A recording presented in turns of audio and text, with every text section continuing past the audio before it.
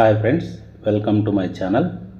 ఈరోజు మనం ఈ వీడియోలో డిఎస్సి సైకాలజీలో ఒక టాపిక్ అయినటువంటి మూర్తిమత్వాన్ని ప్రభావితం చేసే కారకాల గురించి తెలుసుకుందాం. మూర్తిమత్వాన్ని ప్రభావితం చేసే కారకాలను రెండు వర్గాలుగా విభజించవచ్చు. అవి ఒకటి వంశపారంపర్య కారకాలు, వీటినే అనువంశిక కారకాలు అని కూడా అంటాం. రెండు పరిసర కారకాలు. మరి అనువంశిక కారకాలుగా పనిచేసేవి ఏమిటి అంటే వ్యక్తి యొక్క బాహ్య స్వరూపం, అలాగే నాడీ వ్యవస్థ, వినాల గ్రంథుల వ్యవస్థ. వీటితో పాటుగా వ్యక్తిలో ఉండేటువంటి ప్రజ్ఞ, ప్రేరణ, వైఖరులు, అభిరుచులు, భావోద్వేగాలు మొదలైన వ్యక్తిగత కారకాలు కూడా అనువంశికత కారకాలుగా పనిచేస్తాయి. మరి పరిసర కారకాల కింద ఏమేమి వస్తాయంటే కుటుంబము, పాఠశాల, సమాజం అనేవి పరిసర కారకాల క్రిందికి వస్తాయి. మరి నాడీ వ్యవస్థలో మళ్ళీ తిరిగి కేంద్రీయ నాడీ వ్యవస్థ, పరిధీయ నాడీ వ్యవస్థ, స్వయం చోదిత నాడీ వ్యవస్థ అనేవి వస్తాయి. నెక్స్ట్ వినాల గ్రంథి వ్యవస్థలోని గ్రంథులు మూర్తిమత్వం పైన ఎక్కువ ప్రభావాన్ని చూపిస్తాయి. అవేమిటంటే పీయూష లేదా పిట్యూటరీ గ్రంథి, థైరాయిడ్ గ్రంథి, పారాథైరాయిడ్ గ్రంథి, అడ్రినల్ గ్రంథి, బీజ గ్రంథులైనటువంటి ముష్కాలు, అండాశయాలు. ఇవన్నీ కూడా మూర్తిమత్వాన్ని ప్రభావితం చేసేటువంటి కారకాలు. వ్యక్తి యొక్క మూర్తిమత్వ వికాసం అతనికి అనువంశికంగా లభించే శారీరక లక్షణాల మీద, వాటిని వికసింపచేసే భౌతిక పరిసరాల మీద, అతనిపై ప్రభావం చూపే సాంఘిక పరిసరాల మీద ఆధారపడి ఉంటుంది. మరి సమరూప కవలలో కూడా మూర్తిమత్వం అనేది ఒకే రకంగా ఉండదు. అంటే ఇక్కడ మూర్తిమత్వ వికాసం అనేది అనువంశికత, పరిసరాల సమ్మిళితం. ఇప్పుడు మనం మూర్తిమత్వ కారకాలైనటువంటి అనువంశిక కారకాలను, అలాగే వినాల గ్రంథి వ్యవస్థలోని గ్రంథుల గురించి డీటెయిల్డ్గా తెలుసుకుందాం. మొదట వంశపారంపర్య కారకాలలో బాహ్య రూపం గురించి తెలుసుకుందాం. ఒక వ్యక్తి యొక్క శరీర ఆకృతి అనేది అతడు ఇతరులతో ప్రవర్తించే విధానాన్ని, అతనితో ఇతరులు ప్రవర్తించే విధానాన్ని నిర్ణయిస్తుంది. ఉదాహరణకి మంచి రూపం అనేది వ్యక్తిలో ఆత్మవిశ్వాసాన్ని లేదా అహంకారాన్ని కూడా కలుగు చేయవచ్చు. అలాగే అందవిహీనంగా అంగవైకల్యం కలిగిన వారు న్యూనతాభావం కలిగి ఉండి ఒంటరిగా ఉండడానికి ఇష్టపడతారు. అందుకనే శరీర ఆకారానికి వ్యక్తి యొక్క మూర్తిమత్వానికి సంబంధం ఉంటుంది. నెక్స్ట్ వంశపారంపర్య కారకాలలో రెండవ కారకం మానసిక కారకాలు. అనువంశికంగా సంభవించేటువంటి మానసిక కారకాలు వ్యక్తి మూర్తిమత్వాన్ని ఎంతో ప్రభావితం చేస్తాయి. ప్రజ్ఞ అనేది సర్దుబాటు చేసుకోవడంలోనూ, నిర్ణయాలు తీసుకోవడంలోనూ ప్రభావితం చేసి మూర్తిమత్వ వికాసానికి తోడ్పడుతుంది. అలాగే సహజ సామర్థ్యం, ఆలోచన, వివేచనా శక్తి, సమస్య పరిష్కార శక్తి, స్మృతి, భాషా వినియోగం లాంటి మానసిక సామర్థ్యాలు వ్యక్తి యొక్క మూర్తిమత్వాన్ని ఎంతగానో ప్రభావితం చేస్తాయి. అనువంశిక కారకాలలో తరువాత కారకం నాడీ వ్యవస్థ. నాడీ మండలం పనితీరుకు, వ్యక్తి ఉద్వేగ వ్యక్తీకరణకు, ప్రేరణకు సంబంధం అనేది ఉంటుంది. నాడీ వ్యవస్థ బలహీనమైనప్పుడు అలసట కలుగుతుంది, ఆలోచన శక్తి అనేది మందగిస్తుంది. మరి మూర్తిమత్వాన్ని ఎన్నో అంశాలు ప్రభావితం చేస్తాయి. వాటిలో ముఖ్యమైనవి నాడీ వ్యవస్థ, వినాల గ్రంథులు. ఇప్పుడు మనం నాడీ వ్యవస్థ గురించి తెలుసుకుందాం. దీనిలో మూడు ముఖ్యమైనటువంటి భాగాలు ఉంటాయి. అవి ఒకటి కేంద్ర నాడీ వ్యవస్థ, దీనినే సెంట్రల్ నర్వస్ సిస్టమ్ అని అంటాం. ఇది మెదడు, వెన్నుపాము కలిసి ఏర్పడుతుంది. నెక్స్ట్ పరిధీయ నాడీ వ్యవస్థ, దీన్ని పెరిఫెరల్ నర్వస్ సిస్టమ్ అని అంటాం. ఇందులో మెదడు నుంచి వచ్చేటువంటి కపాల నాడులు, వెన్నుపాము నుంచి వచ్చేటువంటి వెన్నునాడులు కలిసి ఏర్పడుతుంది. నెక్స్ట్ స్వయం చోదిత నాడీ వ్యవస్థ, దీనిని అటానమస్ నర్వస్ సిస్టమ్ అని అంటాం. ఇందులో సహానుభూత నాడీ వ్యవస్థ, సహానుభూత పరనాడీ వ్యవస్థ అని రెండు రకాలు ఉంటాయి. మొదట కేంద్రీయ నాడీ వ్యవస్థలోని మెదడు, కశేరు నాడీదండం గురించి తెలుసుకుందాం. మెదడులో మూడు భాగాలు ఉంటాయి. అవి ఒకటి ముందు మెదడు, మధ్య మెదడు, వెనుక మెదడు. మొదట ముందు మెదడు గురించి తెలుసుకుందాం. దీనినే సెరిబ్రమ్ లేదా మస్తిష్కం అని అంటాం. ఇది అతిపెద్ద మెదడు. ఈ మస్తిష్కం అనేది 2 అర్ధగోళాలుగా విభజించబడి ఉంటుంది. వీటిని మస్తిష్క గోళార్ధాలు అని అంటాం. మస్తిష్కం యొక్క వెలుపలి భాగం తెలుపు రంగులో ఉంటుంది, లోపలి భాగం బూడిద రంగులో ఉంటుంది. ఈ వెలుపలి భాగాన్ని మనం వల్కలం అని అంటాం. ఈ వల్కలంలో వివిధ సమాచారాలను గ్రహించి విశ్లేషించేటువంటి జ్ఞాన కేంద్రాలు అనేటివి ఉంటాయి. ఇక్కడ ఆలోచనా శక్తి, వివేచనా శక్తి, ధారణా శక్తి, తెలివితేటలకు ఈ మస్తిష్కం అనేది కేంద్ర స్థానంగా పనిచేస్తుంది. అలాగే కొన్ని రకాల ఫీలింగ్స్, వీటినే అనుభూతులు అంటాం. ఈ ఫీలింగ్స్ను ఇముడ్చుకునేటువంటి శక్తి కూడా మస్తిష్కానికి ఉంటుంది. నెక్స్ట్ ద్వారాగోర్ధం గురించి తెలుసుకుందాం. మస్తిష్కం దిగువ ఉండేటువంటి భాగాన్ని ద్వారాగోర్ధం అంటాం. దీనినే డైఎన్సెఫలాన్ అని కూడా అంటాం. ఈ ద్వారాగోర్ధం అనేది ముందు మెదడును మధ్య మెదడుతో కలిపేటువంటి నిర్మాణం. ఇక్కడ హైపోథలామస్, పీయూష గ్రంథి ఉంటాయి. ఈ ద్వారాగోర్ధంలో వ్యక్తి యొక్క ఉద్వేగాలైనటువంటి కోపము, బాధ, ఆనందము, దుఃఖం, సంతోషం లాంటి భావావేశాలను నియంత్రించే కేంద్రాలు ఉంటాయి. మరి వ్యక్తి యొక్క శరీర ఉష్ణాన్ని, దాహాన్ని, ఆకలిని నియంత్రించేటువంటి కేంద్రాలు హైపోథలామస్లో ఉంటాయి. నెక్స్ట్ మెదడులో 2వ భాగం మధ్య మెదడు. ఇది వ్యక్తి కండర వ్యవస్థను నియంత్రిస్తుంది. ఈ మెదడు యొక్క పనితీరుపైనే వ్యక్తి యొక్క చలన కౌశలాలు అనేటివి ఆధారపడి ఉంటాయి. థార్న్డైక్ పేర్కొన్నటువంటి యాంత్రిక ప్రజ్ఞకు ఇదే ఆధారం. నెక్స్ట్ వెనుక మెదడు. ఇందులో అనుమస్తిష్కం, దీనినే సెరిబెల్లం అంటాం, మెదడు కాండం, దీన్ని బ్రెయిన్ స్టెమ్ అని అంటాం. ఈ 2 భాగాలు వెనుక మెదడులో ఉంటాయి. ఈ అనుమస్తిష్కం అనేది వ్యక్తి శరీరాన్ని సమతాస్థితిలో ఉంచడానికి తోడ్పడుతుంది. మత్తు పానీయాలు సేవించినప్పుడు మెదడులో ఈ భాగం అనేది పనిచేయదు. మెదడు కాండంలో ఉండేటువంటి అతి ముఖ్యమైనటువంటి భాగం మజ్జాముఖం, దీనిని మెడుల్లా అబ్లాంగేటా అని అంటాం. ఇదేం చేస్తుందంటే శ్వాసక్రియ, హృదయ స్పందన, రక్తపీడనం, శరీర ఉష్ణోగ్రత, లాలాజల గ్రంథుల స్రావం, జీర్ణక్రియ మొదలైనటువంటి అసంకల్పిత చర్యలను తన ఆధీనంలో ఉంచుకుంటుంది. అసంకల్పిత చర్యలు అంటే ఏమంటే మెదడు యొక్క ఆధీనంలో లేకుండా జరిగేటువంటి చర్యలు. నెక్స్ట్ పరిధీయ నాడీ వ్యవస్థ.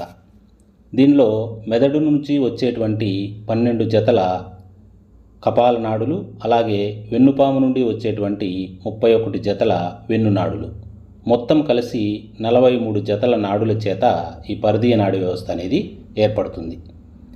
ఈ నాడులు నాడీ కణాలు అనేటువంటి కణాల చేత నిర్మించబడతాయి. వీటినే న్యూరాన్స్ అని అంటాం. ఈ న్యూరాన్సే నాడీ వ్యవస్థ యొక్క నిర్మాణ క్రియాత్మక ప్రమాణాలుగా ఉపయోగపడతాయి.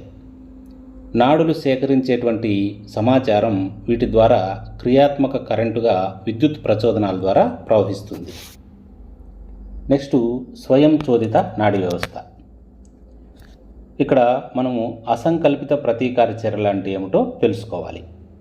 అసంకల్పితంగా, అప్రయత్నంగా, వెంటనే, వేగంగా శరీరం జరిపేటువంటి ప్రతిచర్యలను అసంకల్పిత ప్రతీకార చర్యలు, వీటినే రిఫ్లెక్స్ యాక్షన్స్ అని అంటాం. వీటినే ప్రతిక్రియలు అని కూడా అంటాం. మరి వీటి వల్ల మనకు ఉపయోగం ఏమంటే అపాయకరమైనటువంటి ఉద్దీపనల నుండి మనలను రక్షిస్తాయి. ఈ ప్రతిచర్యలన్నీ కూడా స్వయం చోదిత నాడీ వ్యవస్థ యొక్క ఆధీనంలో ఉంటాయి.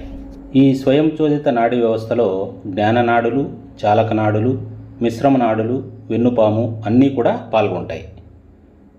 ఈ నాడీ వ్యవస్థలో మళ్ళీ సహానుభూత నాడీ వ్యవస్థ, సహానుభూత పరనాడీ వ్యవస్థ అని 2 భాగాలు ఉంటాయి.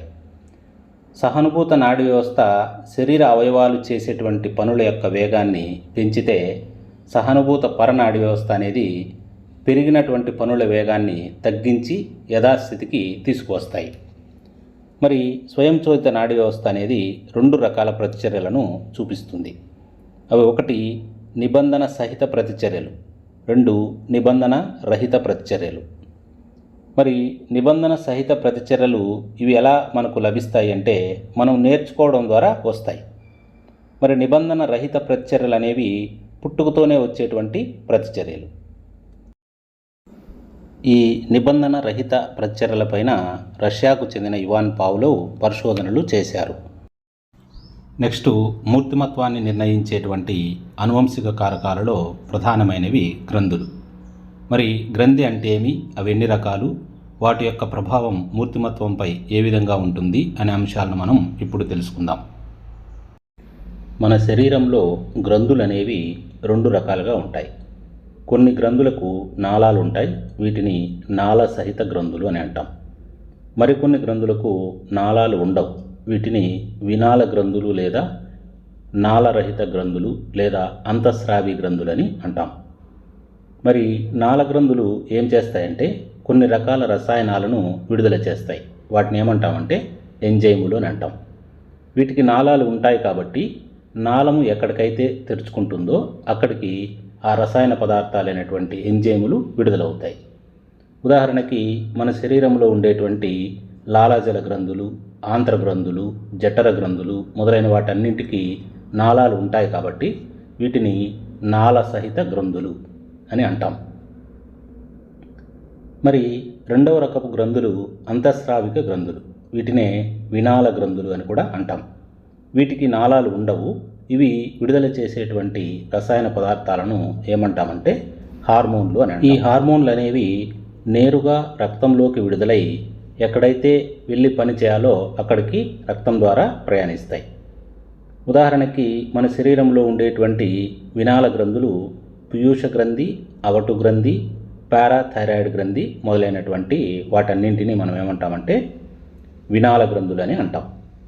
ఇవి మన శరీరంలో తక్కువ ప్రమాణాలలో విడుదలై జీవిపైన అత్యధిక ప్రభావాన్ని చూపుతాయి.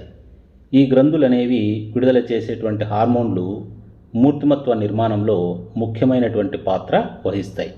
వాటి గురించి మనం ఇప్పుడు డీటెయిల్డ్గా తెలుసుకుందాం.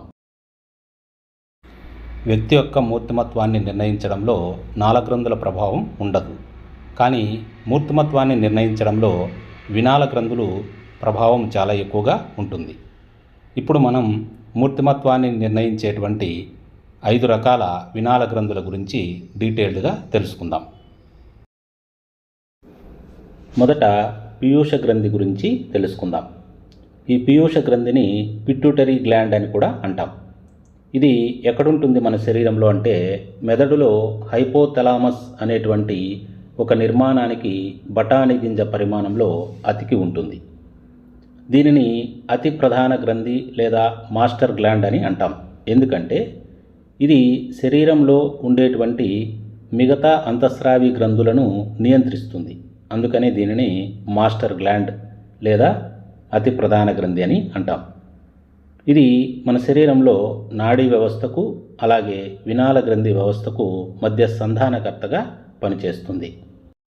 మరి ఈ పీయూష గ్రంథి మూర్తిమత్వం పైన ఏ విధంగా ప్రభావాన్ని చూపిస్తుంది అనే అంశాన్ని మనం పరిశీలించినట్లయితే ఈ పీయూష గ్రంథి కొన్ని రకాల హార్మోన్లను విడుదల చేస్తుంది. వాటిలో ముఖ్యమైనది పెరుగుదల హార్మోన్, దీనినే గ్రోత్ హార్మోన్ అని అంటాం. ఈ పెరుగుదల హార్మోన్ అనేది ఎక్కువగా స్రవిస్తే ఆ వ్యక్తులు అతి దీర్ఘకాయత్వాన్ని కలిగి ఉంటారు, అంటే చాలా పొడవుగా పెరుగుతారు. దీన్నే మనం జైగాంటిజం అని అంటాం. ఒకవేళ గ్రోత్ హార్మోన్ అనేది తక్కువగా స్రవించిందంటే ఆ వ్యక్తులు మరుగుజ్జులుగా ఉంటారు. దీన్నే మనం ఏమంటామంటే డ్వార్ఫిజం అంటాం. మరుగుజ్జులు అంటే పొట్టిగా ఉంటారు అని అర్థం. ఒకవేళ ఈ యొక్క పెరుగుదల హార్మోన్ యొక్క స్రావం అనేది మామూలుగా స్రవిస్తే వారు చురుకుగా చతురులుగా ఉంటారు. ఒకవేళ ఈ స్రావం అనేది తక్కువగా స్రవిస్తే ఆ వ్యక్తులు మందబుద్ధులుగా నిరాశావాదులుగా ఉంటారు. ఈ విధంగా పీయూష గ్రంథి అనేది వ్యక్తి యొక్క మూర్తిమత్వం పైన ప్రభావాన్ని చూపిస్తుంది. నెక్స్ట్, మూర్తిమత్వంపై ప్రభావం చూపే మరొక వినాళ గ్రంథి థైరాయిడ్ గ్రంథి. దీనిని అవటు గ్రంథి అని కూడా అంటాం. ఇది ఎక్కడుంటుంది మన శరీరంలో అంటే గొంతులో వాయునాళానికి ఇరువైపులా ఉంటుంది. ఈ థైరాయిడ్ గ్రంథి మూర్తిమత్వం పైన సూటిగా ప్రభావాన్ని చూపించేటువంటి గ్రంథి. మనకి ఎగ్జామ్స్లో ఏమడగచ్చు అంటే వ్యక్తి యొక్క మూర్తిమత్వం పైన నేరుగా ప్రభావం చూపించేటువంటి గ్రంథి ఏది అని అడిగితే థైరాయిడ్ గ్రంథి అని గుర్తించాలి. మరి ఈ థైరాయిడ్ గ్రంథి విడుదల చేసేటువంటి హార్మోన్ ఏమిటంటే థైరాక్సిన్. ఈ థైరాక్సిన్ హార్మోన్ ఉత్పత్తి అవ్వాలంటే మన శరీరానికి ఏమవసరం అంటే అయోడిన్ అనేటువంటి మూలకం అవసరం. అయోడిన్ మూలకం లోపించినట్లయితే థైరాయిడ్ గ్రంథి అనేది పరిమాణంలో పెద్దదవుతుంది. దీనినే మనం ఏమంటామంటే సామాన్య గాయిటర్ అని అంటాం. చిన్నపిల్లలలో థైరాక్సిన్ అనేది లోపిస్తే ఒక రకమైనటువంటి వ్యాధి వస్తుంది.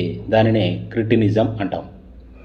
మరి ఈ క్రిటినిజం వ్యాధి ఉన్నటువంటి వ్యక్తులలో కనిపించేటువంటి లక్షణాలు ఏమిటంటే వీరు మందబుద్ధి కలిగి ఉంటారు, మానసిక క్షీణత కలిగి ఉంటారు, అలాగే అస్థిపంజర పెరుగుదలలో లోపం అనేది కనిపిస్తుంది.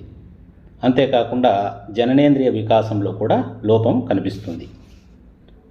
మరి వయోజనులలో థైరాక్సిన్ లోపిస్తే వచ్చేటువంటి వ్యాధిని మిక్సోడిమా అని అంటాం. ఈ వ్యాధి సోకినటువంటి వ్యక్తుల్లో ఏ లక్షణాలు కనిపిస్తాయంటే వీరు మందకుడిగా ప్రవర్తిస్తారు, అలాగే లైంగిక అనాసక్తత కలిగి ఉంటారు, నిద్రలేమిని చూపిస్తారు. అంటే వీరిలో నిద్ర అనేది సరిగా రాదు. మరి థైరాక్సిన్ అనేది తక్కువగా విడుదలైందంటే వచ్చేటువంటి లక్షణాలు ఏమంటే వీరు సోమరులుగా ఉంటారు, ప్రజ్ఞాహీనులుగా ఉంటారు, అంటే తెలివితేటలు తక్కువగా ఉంటాయి, అలాగే మందబుద్ధులుగా ప్రవర్తిస్తారు. సో ఇక్కడ మనకు ఈ గ్రంథి నుండి బిట్టు వచ్చే అవకాశం ఉంది కాబట్టి మనము వీటన్నింటినీ బాగా గుర్తుంచుకోవాలి. నెక్స్ట్ మూర్తిమత్వంపై ప్రభావం చూపే మరొక వినాల గ్రంథి పారాథైరాయిడ్ గ్రంథి. దీనికే పార్శ్వ అవటు గ్రంథి అని కూడా పేరు. ఇది పారాథర్మోన్ అనేటువంటి హార్మోన్ను స్రవిస్తుంది. ఈ గ్రంథి రక్తంలో కాల్షియం యొక్క స్థాయిని స్థిరపరుస్తుంది. ఒకవేళ ఈ హార్మోన్ అనేది తక్కువైతే ఎముకలు అనేటివి గట్టిదనం లోపించి బలహీనంగా తయారవుతాయి. అలాగే నరాల బలహీనత, చికాకు, ఒత్తిడి అనేది కనిపిస్తుంది. ఒకవేళ ఈ హార్మోన్ విడుదల అనేది ఎక్కువైతే కండరాలు ఉత్తేజం చెంది శాశ్వతంగా సంకోచ స్థితిలో ఉండిపోతాయి. ఈ స్థితినే మనం ఏమంటామంటే టిటానీ అని అంటాం. మరి ఈ గ్రంథి వ్యక్తి యొక్క మూర్తిమత్వాన్ని ఏ విధంగా ప్రభావితం చేస్తుంది అంటే ఈ గ్రంథి యొక్క పనితీరు సాధారణంగా ఉంటే ఆ వ్యక్తులు సరళంగా ఉంటారు. ఒకవేళ ఇది లోపించినప్పుడు చికాకు, నరాల బలహీనత, ఒత్తిడి మొదలైన లక్షణాలన్నీ కనిపిస్తాయి. ఈ విధంగా ఈ గ్రంథి వ్యక్తి యొక్క మూర్తిమత్వాన్ని ప్రభావితం చేస్తుంది. నెక్స్ట్ మూర్తిమత్వంపై ప్రభావం చూపే మరొక వినాల గ్రంథి అధివృక్క గ్రంథులు. వీటినే అడ్రినల్ గ్రంథులు అని కూడా అంటాం. ఇవి ఎక్కడుంటాయి అంటే మూత్రపిండాలపైన టోపీలాగా అమరి ఉంటాయి. ఇవి అడ్రినలిన్ అనేటువంటి హార్మోన్ను విడుదల చేస్తాయి. ఒకవేళ శరీరంలో అడ్రినలిన్ అనేది ఎక్కువగా విడుదలైతే వచ్చేటువంటి పరిణామాలు ఏమిటంటే జననేంద్రియ వికాసం అనేది వేగంగా జరుగుతుంది. అమ్మాయిలకు మీసాలు వస్తాయి. పురుషులు స్వరం అనేది బొంగురు పోవడం అనేది జరుగుతుంది. ఒకవేళ ఈ అధివృక్క గ్రంథి యొక్క పనితీరు సరిగా లేకపోతే ఆ వ్యక్తులు సోమరిపోతులుగా ఉంటారు. మరి వ్యక్తి యొక్క ఉద్వేగాలపైన అంటే ఎమోషన్స్ పైన సూటిగా ప్రభావం చూపించేటువంటి గ్రంథి ఏది అంటే అడ్రినల్ గ్రంథి. అంతేకాకుండా ఈ గ్రంథి విడుదల చేసేటువంటి అడ్రినలిన్ అనేటువంటి హార్మోన్ వ్యక్తి క్లిష్టమైన సన్నివేశాలలో పోరాడడానికి కానీ లేదా పలాయనం చెందడానికి కానీ ప్రేరేపిస్తుంది. అందుకే ఈ హార్మోన్ను పోరాట పలాయన హార్మోన్ లేదా ఫైట్ ఆర్ ఫ్లైట్ హార్మోన్ అని కూడా అంటాం. ఈ విధంగా వ్యక్తి యొక్క మూర్తిమత్వం పైన నేరుగా ప్రభావం చూపించేటువంటి గ్రంథి ఏది అంటే థైరాయిడ్ గ్రంథి అని గుర్తించాలి. అలాగే వ్యక్తి యొక్క ఉద్వేగాలపైన సూటిగా ప్రభావం చూపేటువంటి గ్రంథి ఏది అంటే అడ్రినల్ గ్రంథి అని సమాధానం గుర్తించాలి. నెక్స్ట్ మూర్తిమత్వంపై ప్రభావం చూపించేటువంటి గ్రంథులు బీజకోశాలు. వీటినే గొనాడ్స్ అని అంటాం. పురుషులలో ఉండేటువంటి బీజ గ్రంథులను ముష్కాలు అని, స్త్రీలలో ఉండేటువంటి బీజ గ్రంథులను స్త్రీ బీజకోశాలు లేదా ఓవరీస్ అని అంటారు. మొదట ముష్కాల గురించి తెలుసుకుందాం. వీటినే ఇంగ్లీష్లో టెస్టిస్ అని అంటాం. ఇవి పురుష లైంగిక గ్రంథులు. ఇవి విడుదల చేసేటువంటి హార్మోన్లను టెస్టోస్టిరాన్, ఆండ్రోజెన్ అని అంటాం. టెస్టోస్టిరాన్ను విడుదల చేస్తాయి అని గుర్తుపెట్టుకోండి. ఇవేం చేస్తాయంటే ఈ టెస్టోస్టిరాన్ అనే హార్మోన్ పురుషులలో లైంగిక లక్షణాలను కలిగిస్తాయి. అంటే గడ్డం రావడం, మీసాలు రావడం, గొంతులో అంటే స్వరంలో మార్పు రావడం, ఈ చర్యలన్నిటికీ కారణం టెస్టోస్టిరాన్. ఒకవేళ ఆండ్రోజన్లు అనేటివి సరిగా ఉత్పత్తి కాకుంటే పురుష లక్షణాలు ఉత్పత్తి కావు. ఈ స్థితినే ఏమని పిలుస్తామంటే నపుంసకత్వం అని అంటాం. నెక్స్ట్ స్త్రీ బీజకోశాలు, వీటినే ఓవరీస్ అని అంటాం. ఇవి ఈస్ట్రోజన్, ప్రొజెస్టిరాన్ అనేటువంటి హార్మోన్లను స్రవిస్తాయి. ఇవి స్త్రీలలో ప్రాథమిక, ద్వితీయ లైంగిక లక్షణాలను కలుగజేస్తాయి. వీటి యొక్క స్రావకం సక్రమంగా సమపాలలో ఉంటే సంతానోత్పత్తి జరుగుతుంది. ఒకవేళ వీటి యొక్క స్రావకం సక్రమంగా లేకపోతే సంతానలేమి అనేది కలుగుతుంది. మరి ఈ గ్రంథుల పనితీరుపైనే ఆలోచన సరళి, అలాగే దేహ దారుఢ్యం అనేటివి ఆధారపడి ఉంటాయి.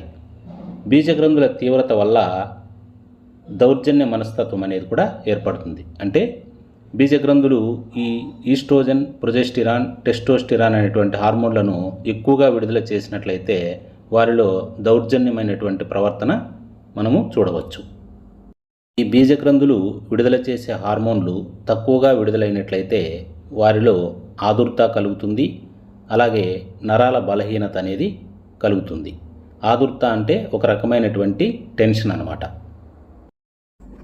ఈ విధంగా వినాల గ్రంథులు అనేవి మూర్తిమత్వం పైన ప్రభావాన్ని చూపిస్తాయి. మనం ఇక్కడ ఒక టేబుల్ రూపంలో వినాల గ్రంథులు, వాటి యొక్క ఉనికి, అవి మామూలుగా స్రవిస్తే వచ్చేటువంటి లక్షణాలేమి, ఎక్కువైతే వచ్చే లక్షణాలేమి, తక్కువైతే వచ్చేటువంటి లక్షణాలేమి అనేటివి మీకు అవగాహన కోసం ఒక టేబుల్ రూపంలో ఇవ్వడం జరిగింది. దీన్ని స్క్రీన్ షాట్ తీసుకొని జాగ్రత్తగా చదువుకోండి. Thanks for watching.